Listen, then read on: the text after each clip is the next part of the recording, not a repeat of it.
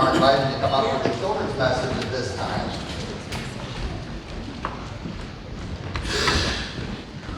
Good morning, guys. Come on up. We've been looking at this whole Lenten season. We've been looking at little plaques that I brought in from my house, right? And most of them were small. Today I brought one that's big, so that's why I don't have it. I'm going to go get this and show you what I brought today. Much bigger than the little plaques I've had. Look at this. This is in our house. That's a beautiful piece of art. I think it's a poster, of course, framed. And I was wondering if anybody could figure out who that is in this picture. It's a little subtle. I'm going to show it to the adults. Who do you think it is? That's a good guess, but that's not it. Adults, take a peek at this. This is, so there's a man. Where is he? He's on the ground, and behind him is a horse. So it's telling us the man was knocked off his horse. And this is very subtle, but look up in this corner.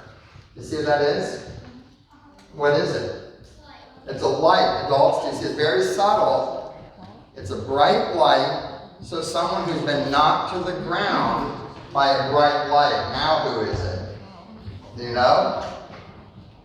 Paul. It's Paul, right? It's Paul who was an enemy of the church. So do you guys remember that? Yes, sir. What do you want to tell us? You have this same painting at home? I hope so. It's a beautiful painting, right? By the way, it comes from the Renaissance, and it's kind of idealized. I want to say this to the adults. I'm not sure that St. Paul was that buff. Maybe I'm wrong. I don't know. He's been working out with Arnold Schwarzenegger, apparently. St. Paul, when he was a younger man, was opposed to the good news about Jesus, and he was arresting Christians until he was on the way to Damascus, and Jesus met him from heaven. A bright light shined on Paul and said, Saul, I'm going to save you and use you for the church. I said, Paul was an enemy of the church and became a powerful preacher. This is why I brought this today. Our epistle lesson was what? Ephesians chapter 2. And I want you to think about this. Paul must have thought about all the things he'd done in his past and how God had saved him. Because Paul wrote in Ephesians 2, it is by grace you've been saved through faith. Right, adults? It's by grace you've been saved through faith. This is not from yourselves.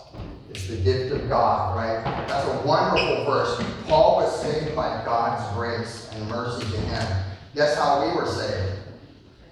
God's grace and mercy to us, right? So I love this painting. The goal is to remember, right? This time we're trying to remember. This is stuff you've heard before, but just to be reminded. Adults, to remember. The God of grace has saved us wherever we've been, right? All right. Thanks, guys, for coming up. You can head back to your spots.